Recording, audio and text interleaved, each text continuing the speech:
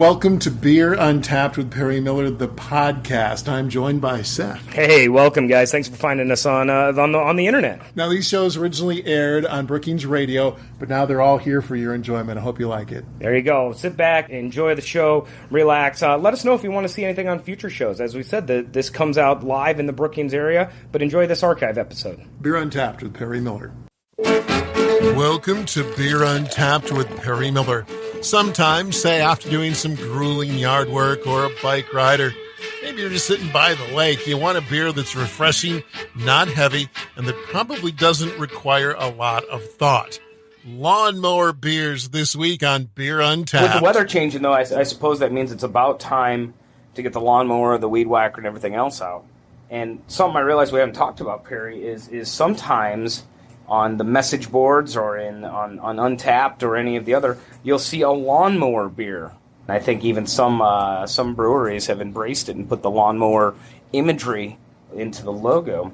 And it's fun, the evolution of this. Lawnmower beers often was described almost in a derogatory way, nearly a derogatory way, meaning that this is the type of beer that is so senseless and tasteless that I would be hot and sweaty after mowing the lawn, and it's wet. And that its redeeming quality is that it was wet and cold, and therefore it's a lawnmower beer. A step above water. Right, a step above water. Yeah. It was something.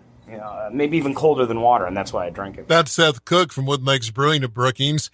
He believes the term lawnmower beer is no longer derogatory. When describing lawnmower beers, they're usually not heavy in alcohol content. They're usually, sometimes they fit in the session category, meaning to quench your thirst, you may need one or two. So, an 8%, 9% IPA does not necessarily fit that category. There is some association when you say with lawnmower beers with traditional American adjunct lagers, but I think that category has been more widened now. Cream ales, wheat beers, blonde ales, maybe even some ambers could also probably fit the bill. When I say lawnmower beer, it's not derogatory. It means I enjoy it. It is enjoyed well cold. It doesn't have to be ice cold, but is enjoyed usually well cold. Has clean notes to it. Isn't really dark or malty. Has clean notes to it. And in many cases, I think lawnmower beer still could have some hop characteristics and or some citrus or some, as you said, wheat.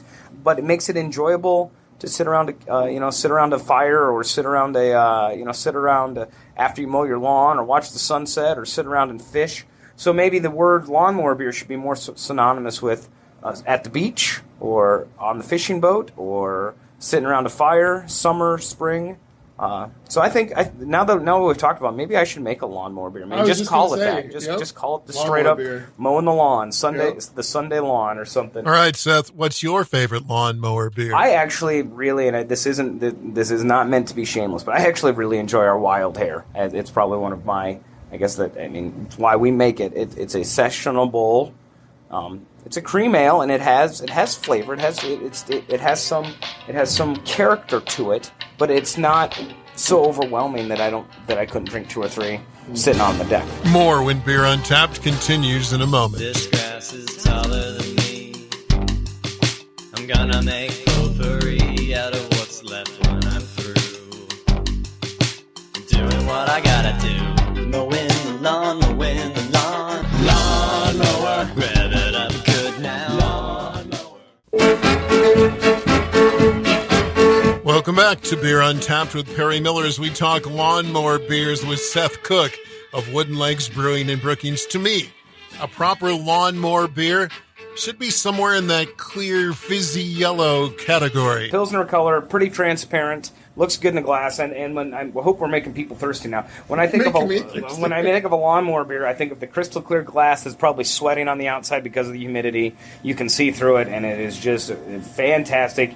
You drink through it, you enjoy it, and you have another one. My personal favorite lawnmower beer is Shell's Pils.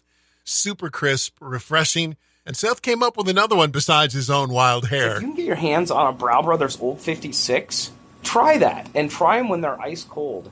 And that is an all-day That would be a good choice. On the lake. They do a really good job with that beer. And honestly, a lot of the breweries on the I-29 corridor here have some variant of a cream ale as well. Yep. And the neat thing about the cream ale is there's a lot of, like every beer style, there's a lot of room for interpretation in every one. And the Watertown cream ale is different than the Wood Grain cream ale, which is different than the Crow Peaks cream ale that's different than our cream ale. But they're all good. They're all pretty good. We should do a cream ale festival sometime. Yeah. We should do a lawnmower beer festival and have lawnmower races, have a beanbag tournament, and then just drink cream ales. And or pilsners or lagers, whatever you want, whatever you consider your lawnmower beer. There you go. If you're hot, sweaty, grubby from mowing the lawn, and you take a big old swig of that beer and it's instantly refreshing, that's a good lawnmower beer in my book. Also today, the 4th anniversary of Wooden Legs Brewing is this week. They're celebrating all next week during American Craft Beer Week, but they get things started this Saturday, the 13th. The 13th of this month serves as our 4-year milestone, and we've had an enjoyable ride up to this far and still are liking it. Every year we try to do something new. This year, because we have so much beer that we finally made, on the 13th, we're going to do half-price beer all day. Come in, drink a beer or two. It's half price. It's all day. This is our customer appreciation. The reason we exist is because our customers have been so awesome. I've probably got other breweries that are just screaming out, saying, "What are you doing?" And you know what? I don't care. It's fun. We're gonna have a fun day. It is our celebration.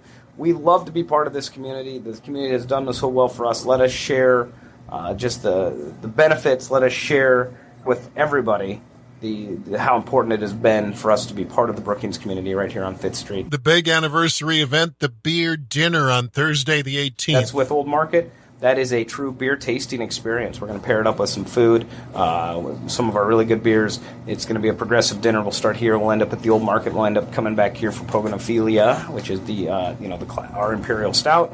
That's going to be a really fun experience. Good date night out for anybody that has never been to one of those. Those are a lot of fun. I might even get that night off to come and join it. We'll see. We'll see if I can sneak away and jump on the tour instead of hosting it. But I think that everybody that has ever come to our beer dinners has enjoyed them, and I find this one won't be an exception to that. For details on the beer dinner and other anniversary events, check out the Wooden Legs Facebook page.